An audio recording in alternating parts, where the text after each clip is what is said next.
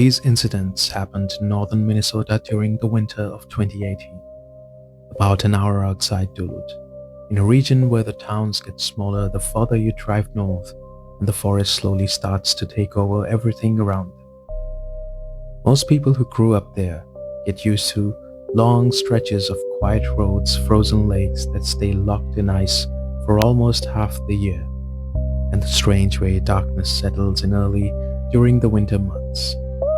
By late December, it's already night by 5 o'clock in the afternoon, and the only real light comes from headlights cutting through snow-covered highways. That winter, 27 years old Mark Allison was working the late shift for a regional telecommunications contractor. His job wasn't glamorous, but it paid well.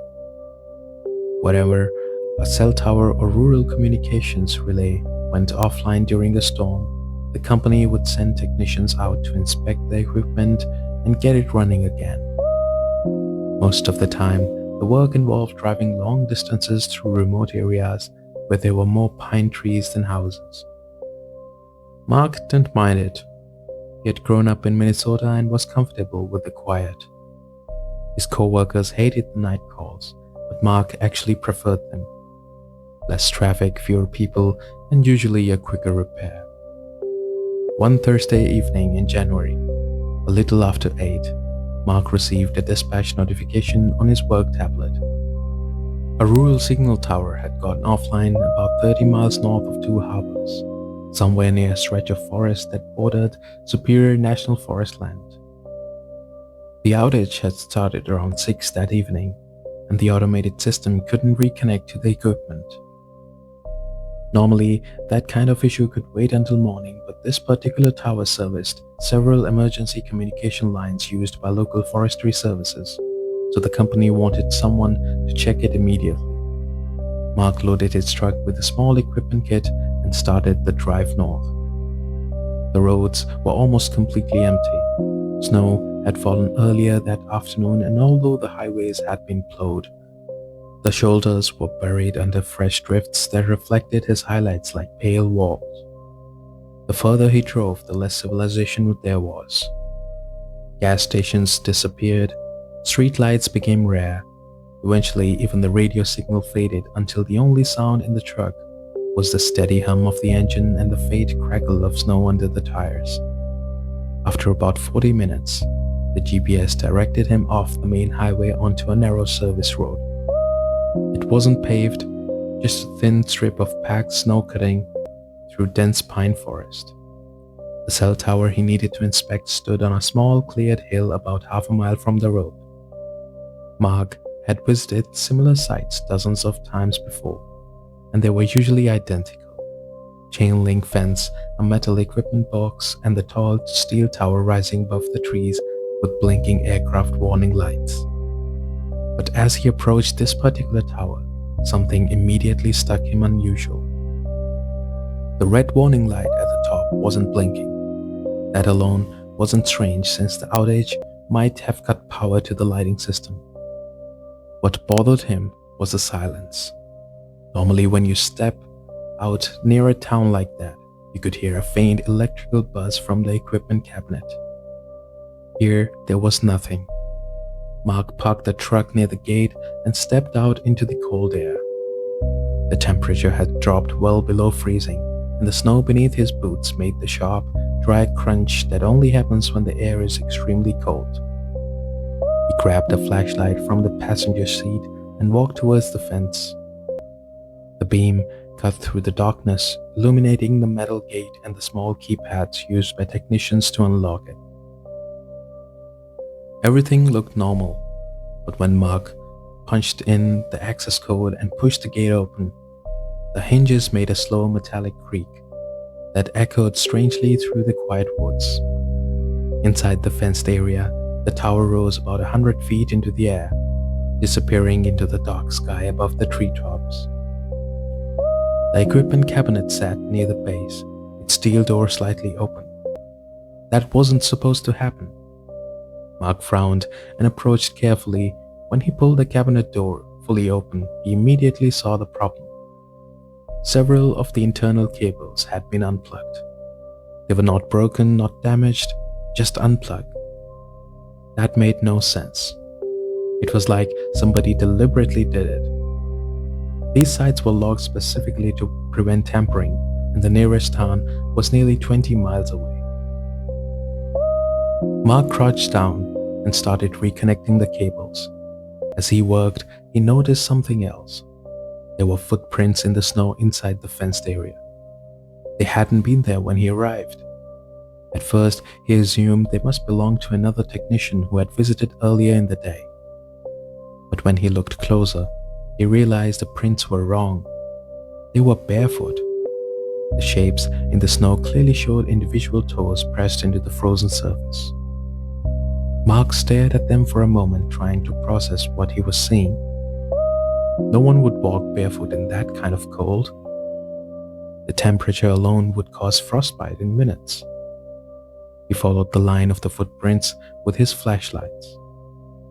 They circled the tower once, then stopped directly beside the equipment cabinet where he was kneeling. For a second, Mark had turned uncomfortable, feeling that someone had been standing exactly where he was now. He shook off the thought and finished reconnecting the cables. The system rebooted normally, and within a few seconds, the small status screen inside the cabinet showed that the tower signal had returned. The red warning light above the tower blinked back to life. Now the problem was solved. Mark stood up and brushed snow from his gloves, but as he turned towards the gate, something in the trees caught his attention. There was movement at the edge of the forest just beyond the fence. His flashlight beam briefly reflected off something pale between the trunks. At first, he thought it was snow on a branch. Then it moved slowly, like someone stepping behind a tree. Mark lifted the flashlight higher and scanned the tree line. The forest was thick enough that the light only reached about 20 yards before fading into darkness. For several seconds he saw nothing. Then very faintly he heard a sound, footsteps in the snow once again. Mark stood still listening. The steps continued for maybe 10-20 seconds, then stopped. Silence once again returned. Most technicians would probably have ignored it and driven away, but Mark had grown up hunting in the forest like this, and one detail bothered him more than anything else. Whoever or whatever had been in those woods had been moving barefoot in sub-zero temperatures. Mark locked the cabinet, closed the gate behind him, and climbed back into his truck. As he started the engines, he glanced once more towards the dark trees surrounding the tower. The forest looked completely empty, but the strange feeling that someone had been there watching him in silence didn't go away during the entire drive back. What Mark didn't know yet was that this call would be the first of several dispatches to the same tower, and over the next 3 weeks, each visit would reveal something more disturbing than the last.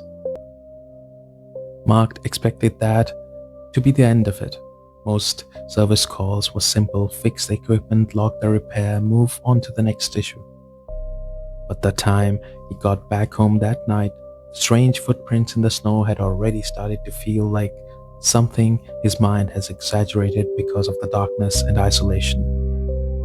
But the next afternoon, just before 3 o'clock, his phone buzzed again with another dispatch notification. It was the same tower. The automated system was reporting signal instability, short drops in connectivity every few minutes.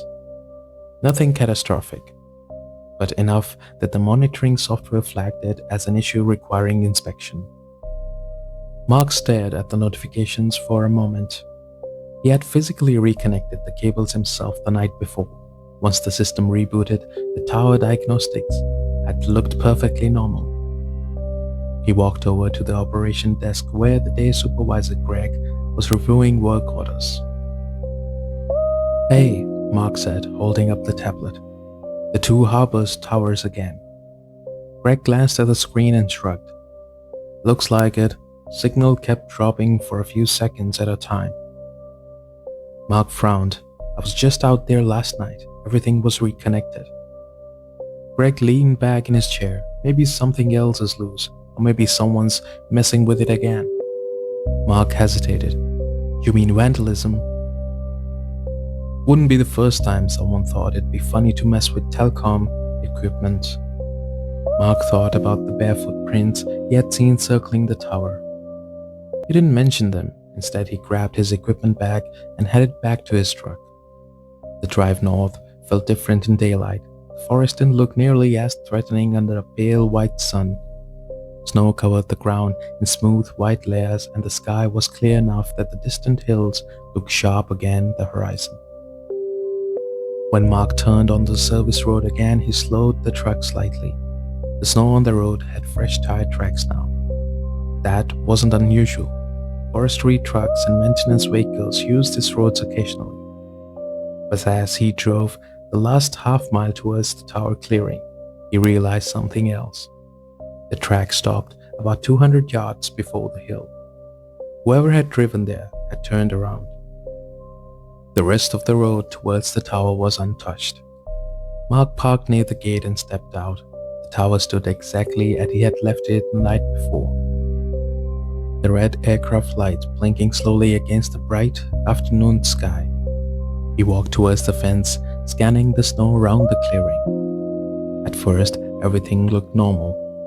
Then he noticed the footprints again. Bare feet. The same unmistakable shapes pressed into the snow. They were everywhere around the tower.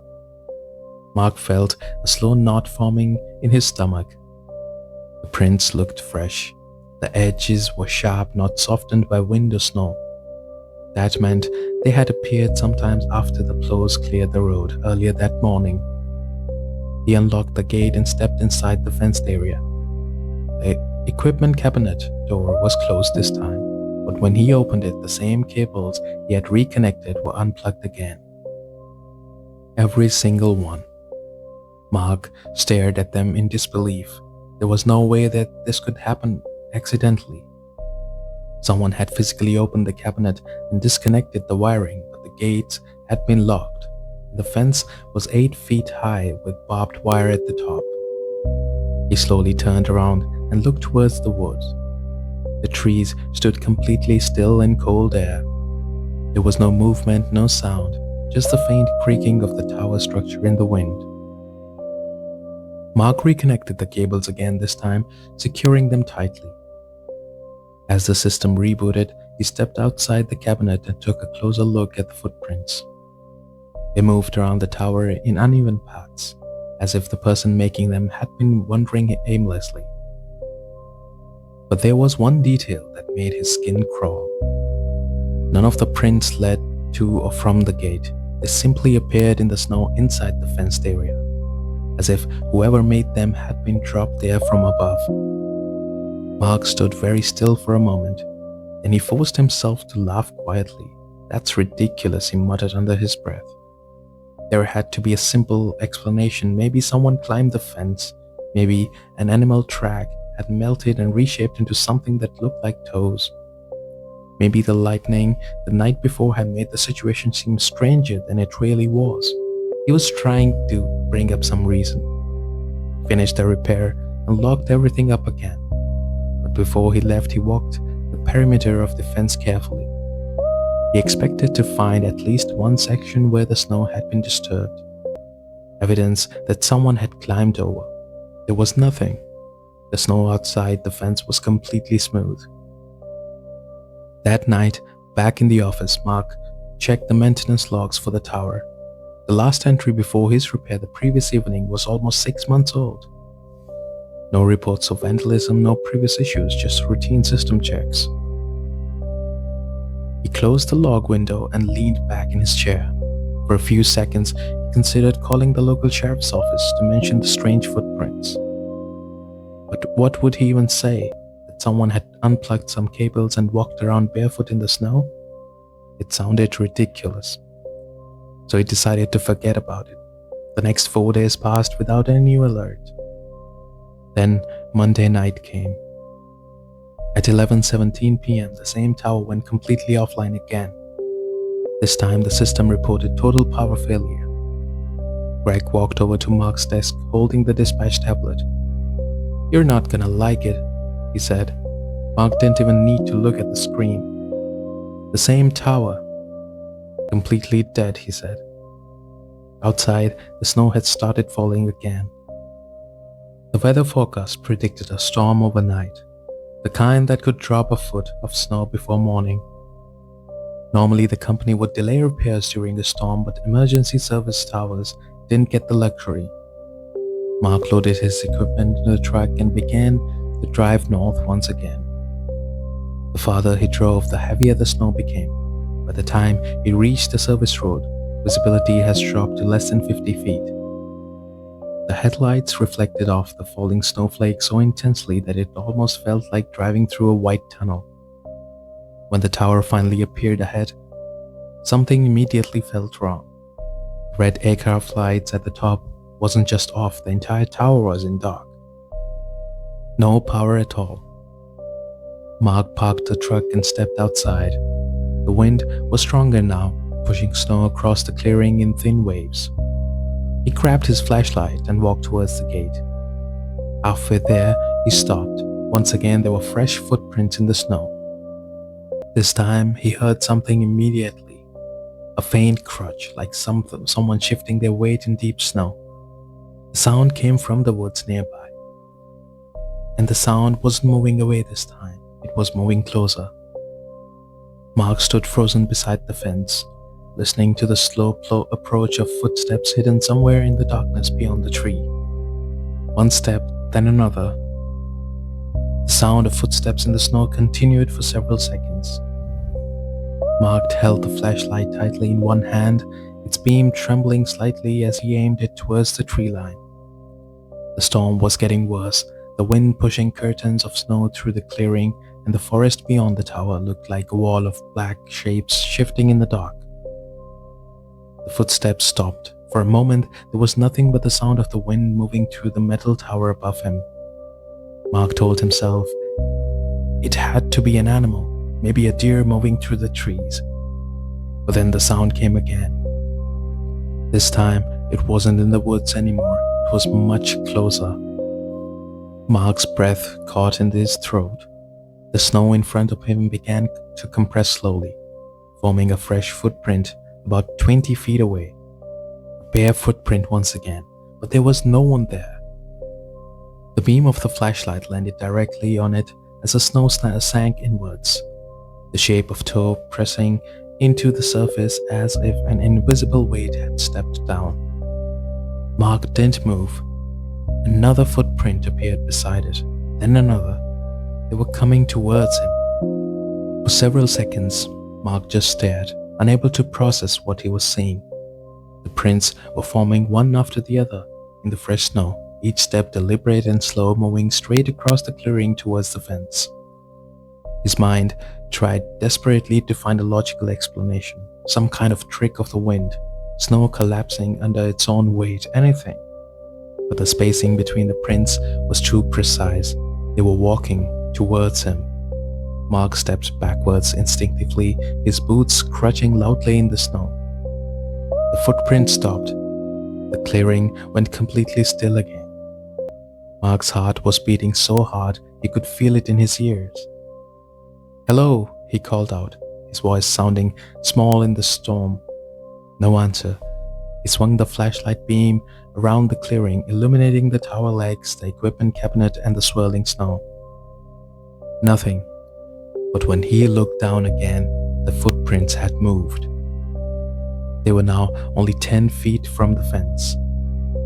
Mark's chest tightened. Something was standing there right in front of him. He just couldn't see it. The next thing he heard made his blood run cold. Breathing, slow, uneven breaths like someone who had been running for a long time and was struggling to catch their breath. The sound was coming directly in front of him, close enough that he could almost feel the faint warmth of it in the freezing air. Mark took another step back. The breathing stopped instantly. The silence that followed was so complete it felt unnatural, as if the forest itself had gone quiet.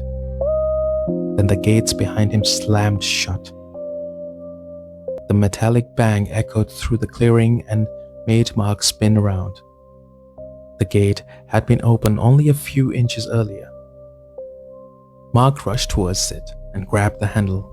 It wouldn't budge. The keypad flashed red. He tried the access code again, nothing. The lock had somehow engaged from inside. Behind him, something moved. The snow shifted again. Another footprint formed just a few feet away. Then another. The invisible presence had started walking again. But this time, it wasn't moving towards the fence, it was circling the tower. Mark turned slowly, following the trail of forming footprints as they curved along the clearing. Whatever it was walking a wide circle around him. The breathing sound returned, louder this time. But there was something wrong with it. It didn't sound like normal breathing. It sounded like someone trying to imitate it. Each inhale came too slow, each exhale too long, like a person who had only learned how breathing worked by listening to someone else do it. Mark's hand began to shake. "Who's there?" he shouted. The storm swallowed his voice instantly. The footprints stopped again right behind him. Mark felt it before he heard it. A sudden drop in temperature, like stepping into a freezer. Then a whisper came from just over his shoulder. It sounded like a human voice, but the words were distorted, stretched in a way that made them almost impossible to understand. Mark spun around violently, swinging the flashlight. But for the briefest fraction of a second, the beam caught something. A shape, a tall, pale, standing less than 3 feet away. It looked like a human body, but the proportions were wrong.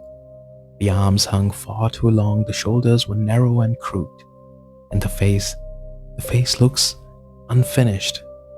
Smooth skin stretched where eyes and mouth should have been, as if the features had been erased.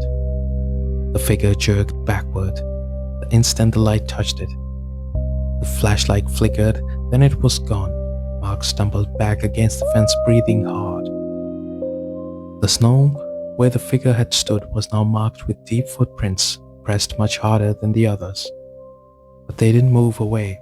They remained there facing him.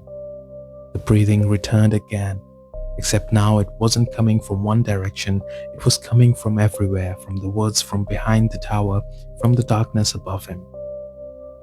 Then something gripped Mark. It wasn't like a hand, it felt thinner, almost like several long fingers pressing through the fabric of his pant legs. Cold in a way that didn't feel like winter cold, but something deeper, the kind of cold you feel when touching metal that had been sitting outside in deep frost for hours.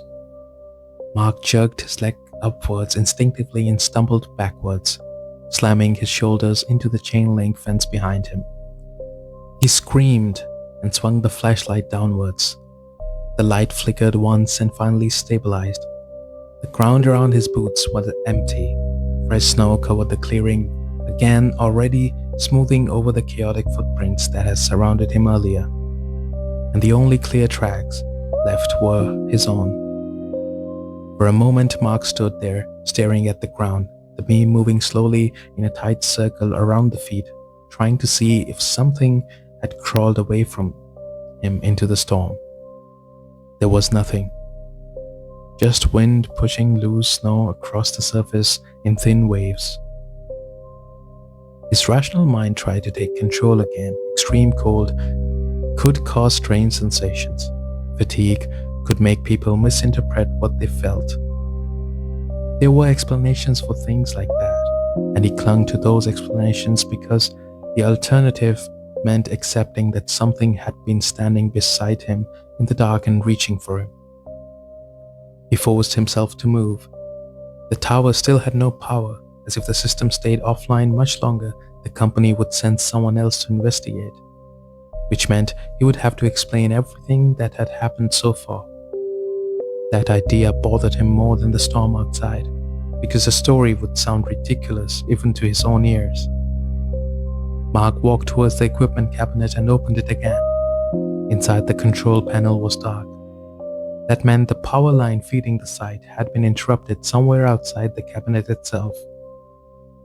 He crouched down and began tracing the wire, with his flashlight following the main cable as it ran down through the metal conduit into the concrete base of the tower.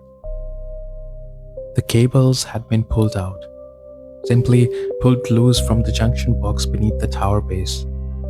which meant someone had deliberately opened the conduit and disconnected the power feed.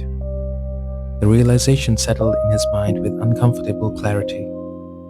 Whatever had been walking around the clearing wasn't just wandering aimlessly, it had been interfering with the tower, and it knew exactly what to do.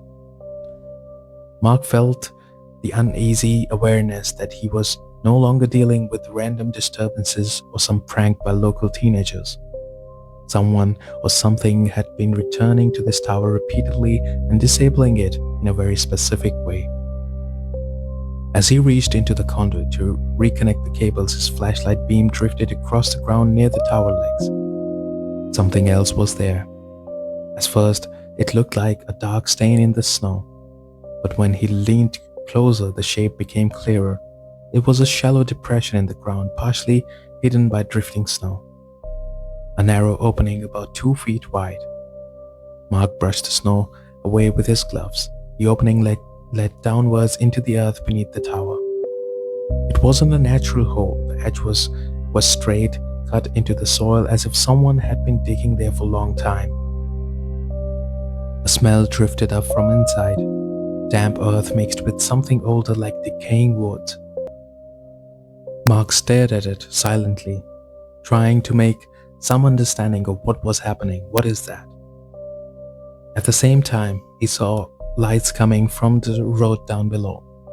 It was another technician, and Mark immediately went out to meet him. He talked to the technician and explained him what had happened. He didn't mention any strange things that he had experienced.